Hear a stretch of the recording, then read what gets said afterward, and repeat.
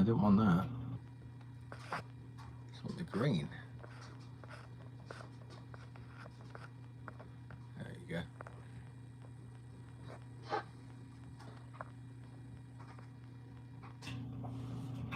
Am I live? Is anyone in here? I'm live. Sorry.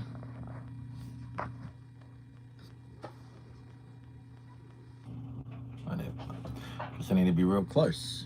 Oh no, that's blinkering. It's the worst. Can't have that blinker.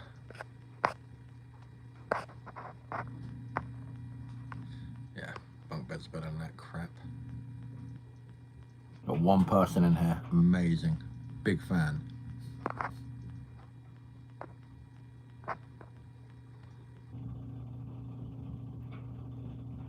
You're just looking at me doing nothing right now. One like, one person's left. It's good.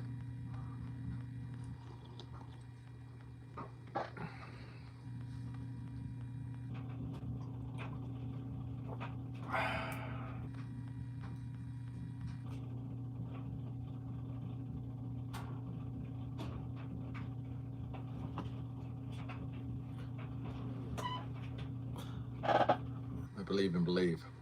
I'll start talking once I get some people in here.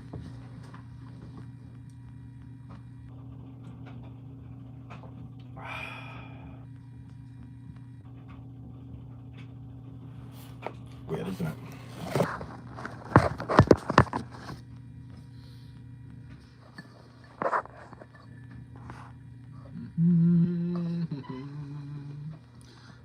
Scooby-Doo. One person, two have already left. It's not good, is it?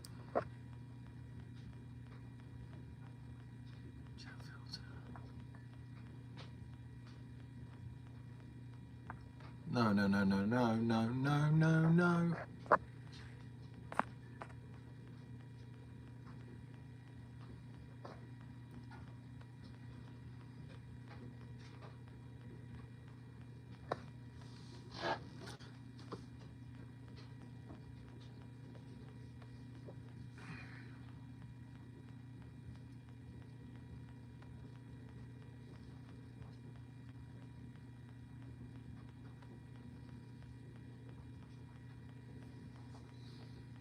Got 2 people waiting. I'm gonna start talking once I get to 10 people.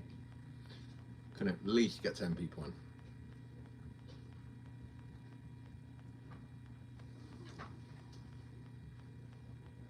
Give me a thumbs up if you can hear me. Someone do me a favor, give me a thumbs up if you can hear me. That's 12 now, look at that, big jump. I said I'd start talking when I was 10, but a jump like that makes me want to wait. I guess the flying pig has finished his stream, is he? People are starting to come over. 15. Oh, I love this. I love this. Very cool. All right, I'm gonna give it 1 more minute. Just hang out with me. Hang out with me and I'll start talking. Give me 1 minute. This is only gonna be a 10-minute, at most 10-minute live stream. I'm just gonna give my thoughts on the game tactically, and then I'm gonna end the live stream. So hang around with me for 10 minutes. Again, give me another 30 seconds. I can see numbers going up and down. It's very discombobulating.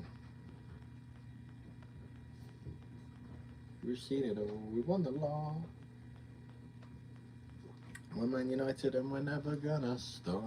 Ole ole. My singing is getting rid of people. Ole ola. Ole ole ole ole ole ola. Alright, I'm gonna start talking. Obviously that's 1-1. It was a pretty poor game of football as far as a Manchester United fan goes, but tactically it was actually interesting. From a West Ham perspective, at home they really did well. Nuno's really smart, very, very clever. How they tactically lined up. Problem with your chat, mate. Hi, Tom. Do you know the... Oh, problem with your chat, mate. I thought we would lose, but draw isn't too bad. Can you comment? Can someone comment if they can hear me? I can see the chat coming up now. Can you hear me? Say, give me a thumbs up if you can hear me, please. Yes, okay, you can hear me. All right, I said West Ham, brilliant, thank you. They lined up, they matched us up. The biggest thing about West Ham is that their fullbacks are really strong. Okay, the lad Juve, left back, and Aaron Wan-Bissaka, great 1v1 defending. Okay, this caused United a big issue because they sat and they weren't going to let the fullbacks overlap them. They made sure they kept the winger with them, in front of them, and then as they went and as they moved forward, they were strong. I gotta say this from the start.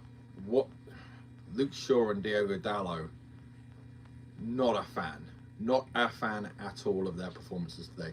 Absolutely dreadful. We really needed them today, and I think Nuno was banking on them being as terrible and as poor as they were because they were dreadful. Dalot especially was dreadful. Shaw on their goal was awful. Why is he not going and just clearing that ball out? And then even at the end, Shaw really irritated me. This is what actually made me want to go live. He was jogging for a ball at the end. I don't know if anyone saw that. I was like, what are you doing? You could have kept it in play. We could have maybe fashioned an attack. I've not seen anything like that poor since, bless him, Ronaldo started jogging, wouldn't go chase the ball, and Cavani went in and chased the ball that time. Unbelievable. But West Ham lined up. Their wingers, West Ham's wingers, they're 7-11. Instead of pressing our fullbacks, they didn't press our fullbacks at all. They realised Manchester United are going to flood the middle. They're going to play through the middle. They're going to try and play at their intricate passing. So what did they do? Their two wingers, they pressed in. Anytime they didn't have the ball, they made it narrow. They put extra bodies in the midfield, and then we couldn't play through the middle. If you notice, every single time we had the ball, their wingers were pressing in. Okay, yeah, they could go out to our fullbacks, but they just left Shaw and Dale on. They said, okay, we're going to contain your wingers, we are going to match you in the midfield, or we're going to overmatch you, and your fullbacks we're not bothered about. And I don't blame them because our fullbacks were atrocious. So I mean, realistically, that's what killed us, and that's what stopped our flow and everything. Is that basically, if we had a Trent Alexander-Arnold, or if we had a ball-playing fullback, or Luke Shaw wasn't just terrible like he was today, we would be in business. But I was so disappointed with Dalot and Shaw, and the way they were pressing, you could see right away their wingers are not bothered about the fullbacks. They're coming in every time they don't have the ball. They're putting numbers in the field. We can't flood the middle like we've been doing, and West Ham were in the game, and they did really well. And I mean, United, it was coming at the end. Obviously, we had the great pass from Mainu, who had another good game. I've never seen it. Someone said, might be Nicky Butt, said, I've never seen Kobbie Mainoo have a bad game. It's a real thing. Kobbie Mainoo just doesn't seem to have any bad games. He's a quality player. It's amazing that he wasn't playing under Amarim. Casemiro, another good game, but I mean, Bruno, Cunha, Mbeumo, Ahmad, not great, and our fullbacks were atrocious, like I said. So good little finish by Sesko at the end. Obviously, Xerxes had that header where he's come across. I like Xerxes as a player. I really want him to just be more confident, get on the ball. He's obviously limited on chances, seems to be down the pecking order. But a header like that would have just made amends, been great. Again, it was just so disappointing with our fullbacks. It was so obvious what West Ham were doing to contain us and play for us. And to be fair to Carrick, and I heard the Flying Pig mentioning it, he was looking at it and he thought, okay, well, let's put some big bodies up front, let's get the ball into the box, and let's kind of like make it a little bit more basic. And there was a method to his madness, you know. There was, okay, well, they're leaving our fullbacks. So you saw Shaw and Dalot at the end there, they started to get into the game a little bit more. He took Dalot off, thank God. Let's try and get in the game. They're leaving there, so we need some bodies in the box. We need a Xerxes, we need a Sesko, because we need that 40-yard diagonal ball. And you saw that happening there, and that was happening towards the end. So Carrick substitutions, well done. It was our worst game under Michael Carrick. We've been pittering out a little bit here. I think he probably, well, it's a difficult one because we still haven't lost. It's only been 3 days since the last game. Other teams are dealing with this all season, but they are rotating the team. We've kept with the same team. So I wonder what we'll look like in 2 weeks. Will we rotate the starting lineup? Will we keep with the same and just have more time and training, you know, to work on what, to be fair, we had in place originally? And I did think when I looked at kind of our team tonight, I'm like, it just took me back to Manchester United versus Man City in the FA Cup final under Ten Hag. The back four is basically the same. It's just Varane for Maguire. Obviously, we've upgraded with keeper. Casemiro and Mainu in midfield, or it was Amrabat and Mainu in that game. And then you have Bruno. You had two, like you had four in midfield basically. You were playing in there, and then two wingers. It was like a 4-2-2. It was a 4-2-2-2. Very strange one. But if you look at our team, we've not, for all the money we spent in the years gone by and the whole Amorim thing. It's like we're kind of back to, you know, where we are now. Don't get me wrong. I would take Cunha. I would take Mbemo. I would take Ahmad over players like Anthony.